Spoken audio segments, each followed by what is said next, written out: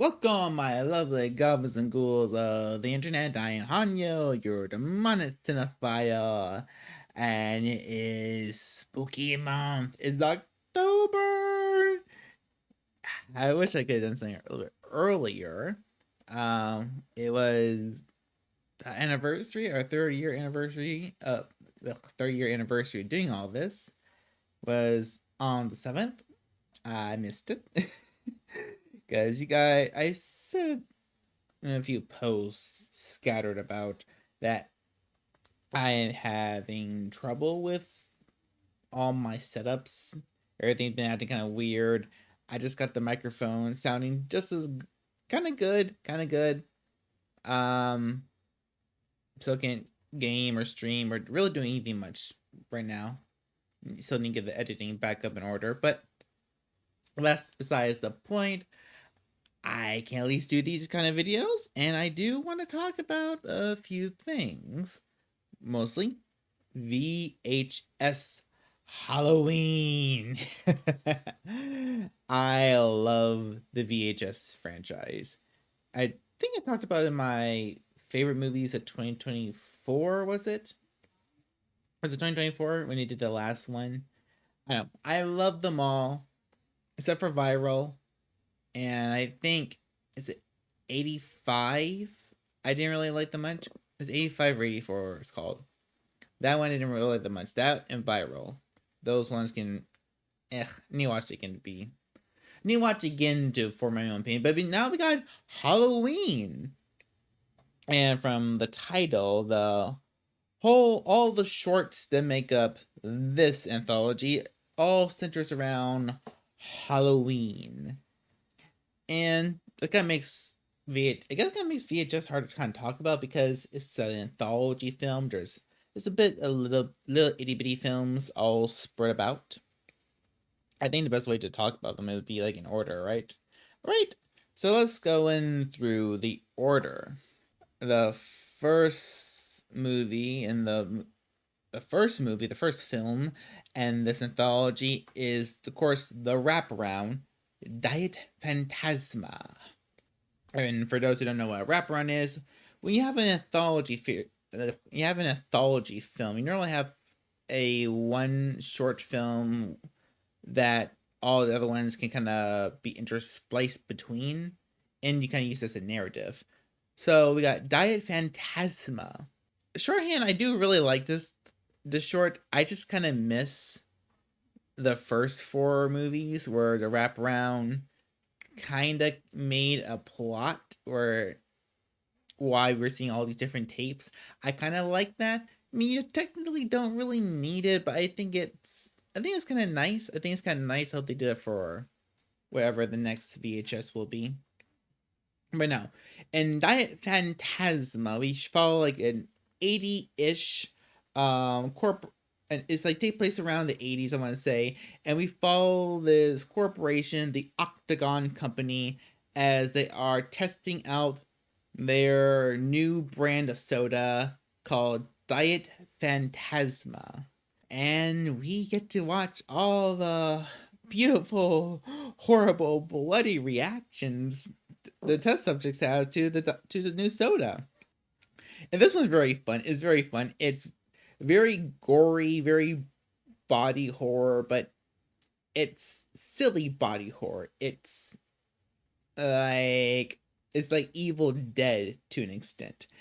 Actually, not really very decent. It's very Evil Deadish in a lot of parts where we see the test subjects having bad reactions to the soda, and it has a bit of a what's the word? Not anti consumerism, but it's something around that kind of message at the end, which I thought was very fun.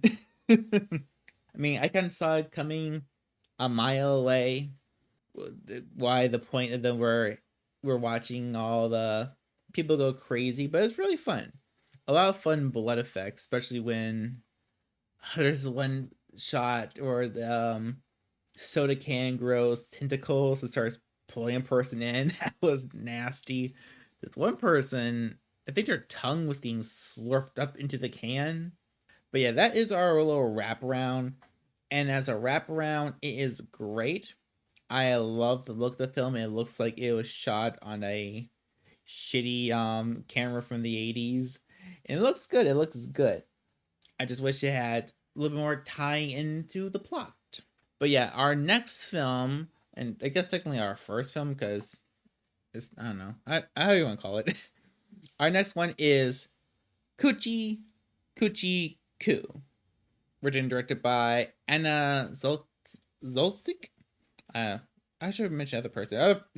Diane Phantasma was also written by Brian M. Ferguson, who I have not seen.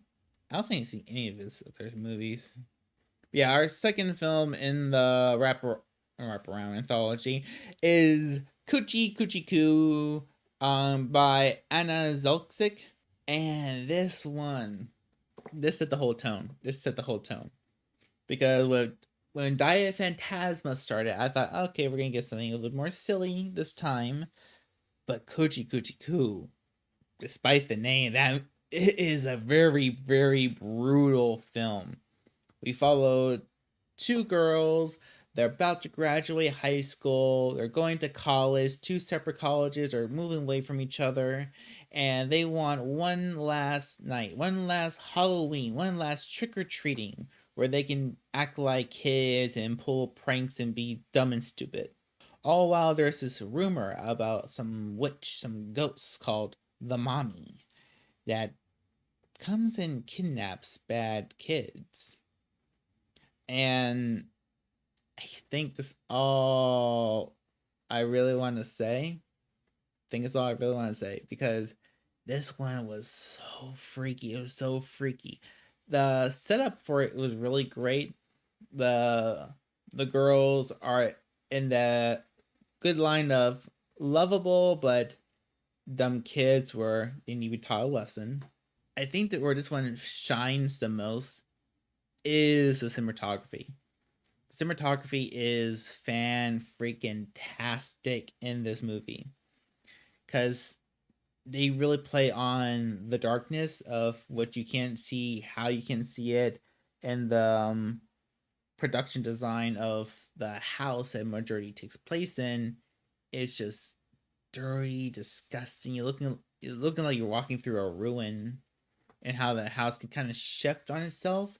Because they don't really shift the house like that, but how they frame it with the limited lighting, it makes it look so much bigger than it probably really was on set. And there's one shot, and it's straight out of Weapons.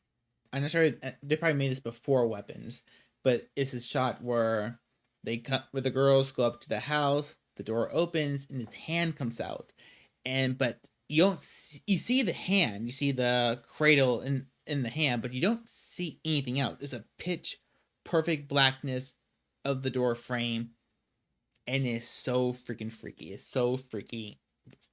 It's beautiful, beautiful to that minute detail, and just shots how they shoot the mommy, this witch, this spirit. They shoot her in this perfect silhouette, and you see these glimpses of her where the camera catches her, and she is this eerie, almost Slender Man, Outlast looking character. We do get good lighting of her in some shots, and the makeup design on this creature is so haunting. It is so haunting. It's disgusting. It's disgusting. And that thing doesn't go point. The film is disgusting. It's how they play with what she is doing to her victims, the force feeding. I think I'll leave it at that.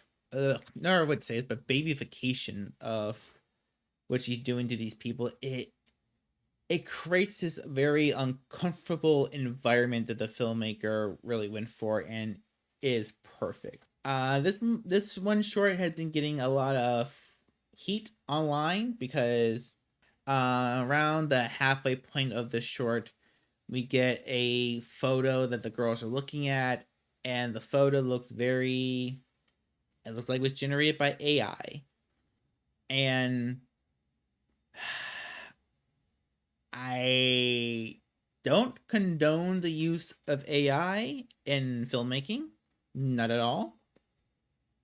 But I think this is getting a little out of hand how people are complaining about it, because while this was it was a short film, it was a small shoot. It's nothing compared to a Hollywood style, length film.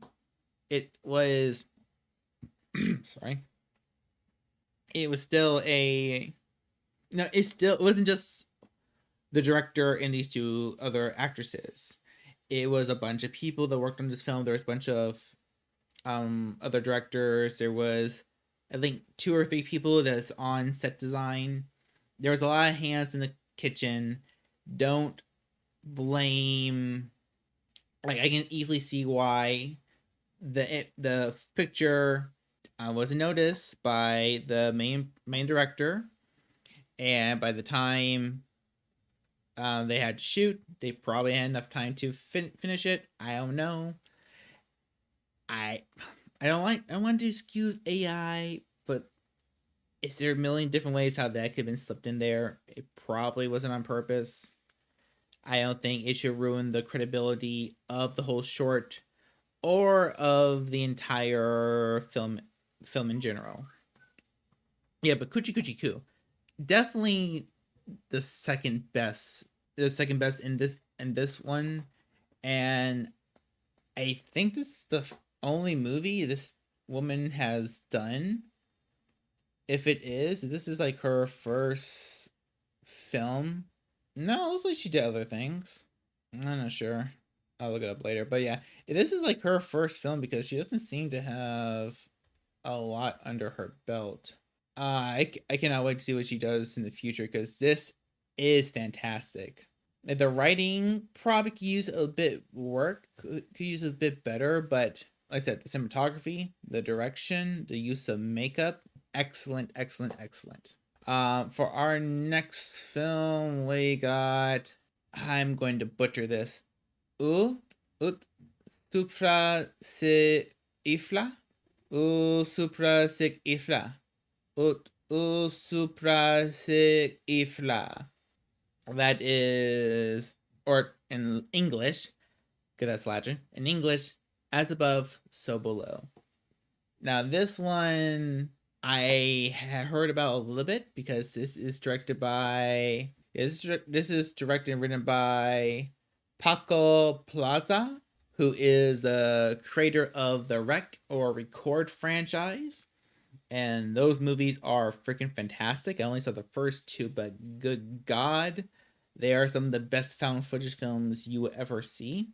If you go check them out, I really want to talk about those one day. Watch the rest of that series.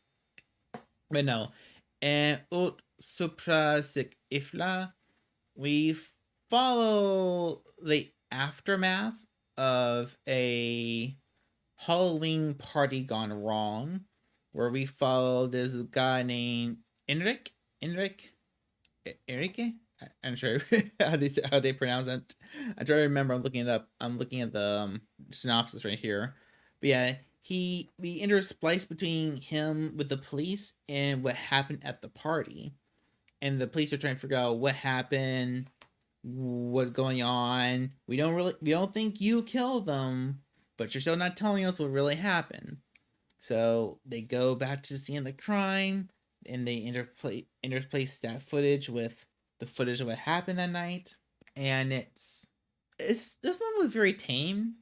It was very, very tame throughout the whole short, until that last 5 or 4 minutes. It just go absolutely brutal for almost no reason. And I think that's a good thing. Because it was much more slower, we were able to kind of build the anticipation of what's happening, what's the mystery, what's going on. And a lot of the performances, it's not a language I'm good to understand. I think they felt very good. They felt very real. They weren't as loud and explosive or noxious as in Coochie Coochie Coo or Diet Phantasma. I don't want to spoil the ending. I don't want to spoil the ending. It has a very, I would say it has a fun reference to the black phone. It probably wasn't a reference to the black phone, but it felt like a reference to the black phone.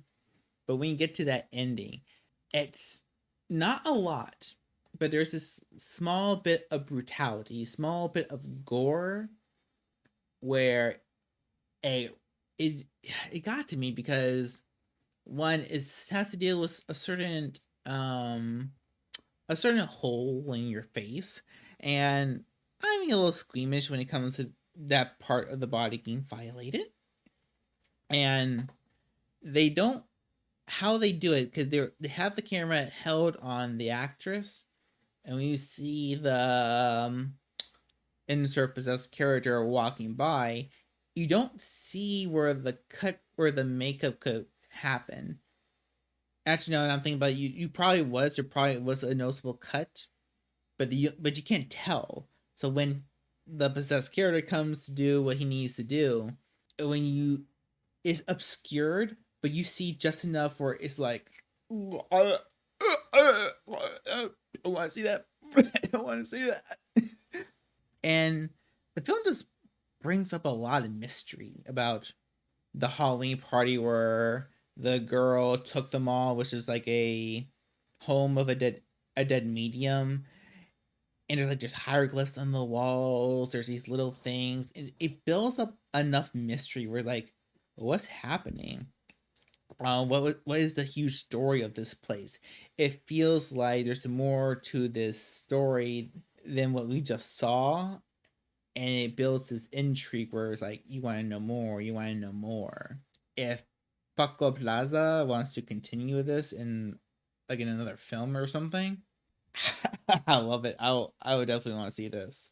All right, next a third one we got is Fun Size. Fun Size is actually directed by Casper Kelly, who was not someone I knew about before, but looking at his biography, he actually was involved in a lot of things I saw growing up, like Aqua Teen Hunger Force and Cat Dog. So that was kind of interesting, but yeah, this is very much the it is a companion to not companion, but it fits more well with Undying Phantasma because this is the more silly film. All the films in this one is the most silly. It is the most out of the world, guess you could say. So we follow four grown-ups. I think you kind of see a pattern here. We follow four grown-ups. I think grown-ups, adults. Follow four adults, and they're going trick-or-treating. You got this boyfriend, girlfriend, and this engaged couple. The woman who's engaged to the guy, she doesn't really want to be with him, but she also doesn't want to break it off. And we don't really get why. I mean, there's this joke where he says he wants her to be a trad wife, but everything else we see about the guy is he seems very nice and supportive or something. I don't know. It feels like this weird little subplot or character thing, but it doesn't. I don't know. I just feel like it needed to be there. If you know what I mean, it feels like that was supposed to be like a big payoff, but the payoff that they do have of it at the end doesn't feel earned. It makes the character feel more mean spirited. Makes the character feel a bit mean spirited than I think the creators were going for. But no, yeah, they are trick or treating, and they go up to that one bucket you always see when you're trick or treating that says, "Please take one." They find all these candies in there that aren't name brand candies, and they take more than one, and they themselves start to become the candy. That's all I'm gonna say. The film has a small little villain called Fun Size, and he's a very much of a mascot horror character. And not sure where they were trying to base him off of a specific character, but he is colorful, over the top. He doesn't talk much, but when he does things, it's creepy, but also in a silly way. Almost kind of like a. This isn't a good comparison, but it's the only thing my brain's thinking about. He's almost kind of like a Mr. Pitlick, the Superman character. Not sure why I thought about that, but it's the only thing that's coming to my mind. Okay, how the characters die is very silly, and it has a big grotesque element to it, but it's not great gore. It's not great gore, great special effects like in Die of Phantasma. And the characters just come across a little bit too unlikable. Well, it's too unlikable, and we just don't get to know them a bunch. So when they die, you don't really feel anything except for the grotesque bit of what happens to their bodies. I do say the very end of it is really good, though. The very end of it was good. Yeah, this one was the weakest, but if the Casper Kelly ever wants to come back with this, with making a fun size movie where he is like the main villain and hunting down a whole bunch of people, I'll watch that. I will watch that. I'll watch that. All right, our second to last film we have Kid Print by Alex Ross Perry. Also haven't seen anything he's done, but this one was different. This one was very different. Fun Size and Home Haunt and Die in Phantasma are very, fun horror. They're gory, but they're fun horror.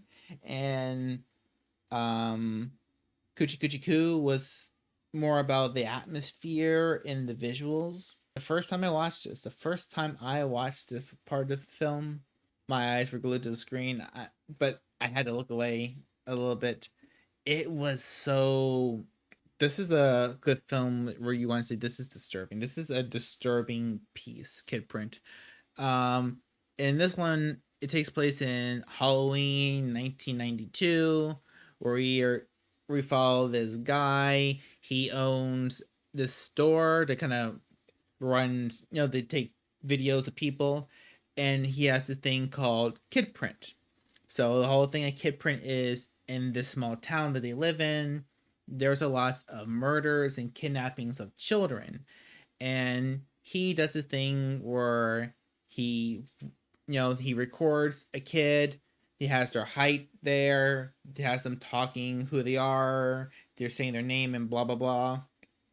Basically something better than just a flyer. And they can saying that the parents can give to the police so they can put it on the news and stuff. It's like, I guess an early Amber Alert or something like that. And he seems like such a nice guy. And you think the whole twist is, oh, he's the killer. When they do the twist, they do the opposite of what you think you're gonna do. But the whole subvert your expectations. But good God, they go here because while that certain unspoken rule in most horror movies where you don't hurt the kids, you don't kill the kids. On this movie, we have seen some kids getting hurt in the segments, but it's always silly hurt. It's it's creepy but fun horror, fun kills, fun gore. This movie is not fun at all. Even Coochie Coochie Coo was kind of fun. This movie, Kid Print, is not fun at all. This is the bleakest. I think the bleakest, not just in this film, but the bleakest that they got in a lot, in most VHSs in a while. And I need to watch the other ones again, but it sells the pain, the fear of what the killer is doing to the kids. It's very, you don't see a lot of it, but it is very much implied what's happening. And you get to see they show like the kids kind of begging to be not to die. And it hurts. Like this one really, it freaks with your mind, your heart. It is very uncomfortable through and through. I really don't want to talk about it. This is one you have to see. Like if it's like if you can't watch certain intense blah blah blah. This one is very intense. This one is very intense. You don't see a lot, but what you do see, especially because you know who is happening to, it hurts. Especially if you have a soft spot for kids. This one is going to freak with you. But yeah, this was the best one. This one was the best one. It had a very sinister vibe to it, I guess you could say, with how they did how they did the camera and the home videos. I had a very sinister vibe, but no supernatural elements. The thing, this is the only segment. Yeah, this is the only segment in the anthology that has no supernatural aspect to it. It's kind of weird that the most horrifying monster in this movie isn't witch or spirit. That brings us down to the last one, Home Haunt. Home Haunt doesn't really have a lot going on. It is a very much a ride movie, kind of like Coochie Coochie Coo, but it's more fun. It's more fun. It goes in with Diet Phantasma. But yeah, Home Haunt, we follow Keith and his son as they they're the kind of family that makes up their own haunted house for Halloween. Like those little haunted houses you put in your yard so people can walk through. Your own little haunt. And it's a father-son tradition. The son, he's getting older. He's a teenager. He's being rebellious, or maybe he just didn't like it to begin with, but he doesn't want to do it anymore. He hates the dad's making him do this. All the kids at school make fun of him. So the dad asks for one more time. This one more Halloween. Just where they can do this and have some fun. The dad, which I like throughout the short, but he does this one stupid mistake. He goes to the Halloween store. It's more like a thrift store, but he goes to the thrift store. He goes into part of the shop that says "Do not enter." He takes this record that's supposed to be for Halloween sounds and ooh spooky music. They get all inside the haunt. He plays the record and hell is unleashed because all the attractions come to life and just go crazy. I think just a good one to compare this to would be the radio silence segment back in the original VHS from 2013. Because it's just crazy. It's just crazy. As soon as the haunting begins, the blood and the screams and the characters running around doesn't really end. It is a haunted house. It's very fast paced compared to all the other movies. Because once the carnage begins, it doesn't let up and keeps the energy and momentum until the screen goes black and we go back to Diet Phantasma. Characters, nothing really to say here. The characters are bare bones thin, but the makeup, the cinematography, fantastic. It is fantastic. The look of the sets are very. I'm about to say do nothing special. No, they're really nice. They stuck out, but nothing in peculiar. They stick out because they're spooky and they're fun, not demented and dirty like Coochie Coochie Coo. And the makeup for the monsters is grand. We got this witch, this classic Wicked Witch of the West, and she is horrifyingly ugly. We get this sheet ghost kill. I was not expecting how they did it. It was great. How's another kid just dies in here? I think 2 kids dying here. A lot of kids die in this movie. They did not care about the no kid killing rule. They did not care. And they end off with this one shot. There's also kind of like the first VHS, but it was for kind of like a reference to Party Night. The first segment in VHS 1 with the succubus. It kind of ends kind of like that one, and it was such a great shot. Especially that poor boy dressed up as a mummy. I dressed up as a mummy as in Halloween one time. Was that gonna happen to me? If I saw a witch saw me, was that gonna happen to me? I won't tell you what happened to the boy, but it was glorious. It was glorious. Glorious blood. Okay, I almost forgot to mention this. So there is a bit of themes connecting the shorts. I guess there is a small theme between Phantasma Diet, or I forgot the name. There's a connection between the wraparound and Fun Size, where there's a little bit about corporation greed, consumer greed, because in the wraparound they're trying to make the soda that's kind of curse and trying to sell it to people. Well, in Fun Size, there's the pretentious boyfriend. He's like, well, candies don't really change. Just like the corporations, they always make these fun value size, but they're nothing really different. Like blah blah blah, pretentious stuff. Ranting about companies, but that doesn't really connect to As Above, So Below or Kid Print or anything like that. So I was looking at it, and there's one thing that kind of connects each of them to an extent is the idea of grown-ups participating in Halloween but not respecting it, I guess you could say. Because look, you got in Coochie Coochie Coo, you got those two girls. They're trying to relive they're trying to have one great night of just being kids before college. And they're being bad. They're twerking on. No, she's twerking. She's doing something on the lawn. They're being disrespectful to the grown ups. I think even stole kids candy. Spoiler, sorry. And they are preyed upon by the mommy. And then As Above, So Below, we have a Halloween party that goes to a place they really shouldn't be. They're messing with things they really shouldn't. They have no business messing with. So you got more adults participating in Halloween, but not respecting what's supposed to mean. No, not respecting like the kids or respecting the spirits. You don't really see anything like that in Kid Print. I guess you use Kid Print as the corruption of innocence, the corruption and destruction of innocence because of what the killers doing to the children. And then you have the last one. The father, who is overly obsessed with Halloween to the point is kind of destroying his relationship with his kid, and the kid who hates Halloween so much he doesn't want to participate at all. So you got these two extremes, and the income is a very destructive Halloween Bazenza.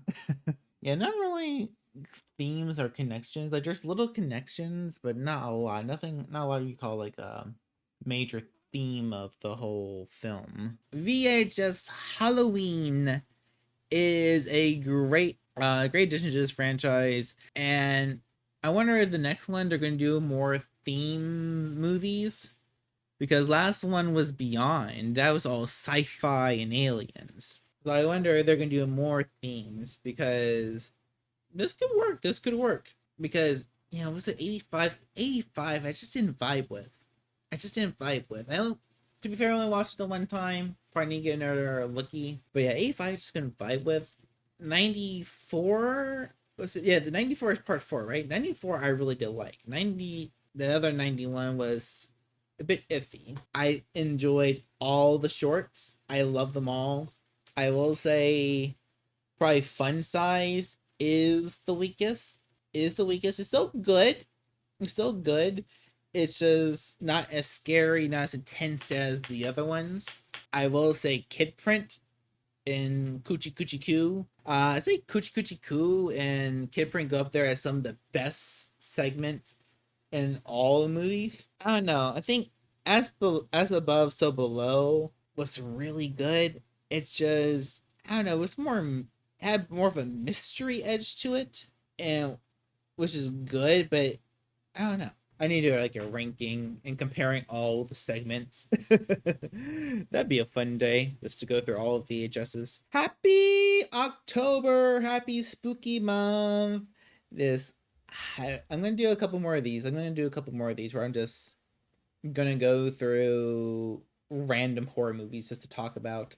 Some maybe ones I missed throughout the year. May do some of those. But yeah, this is what we're gonna do for now until I can get my game audio sounding good.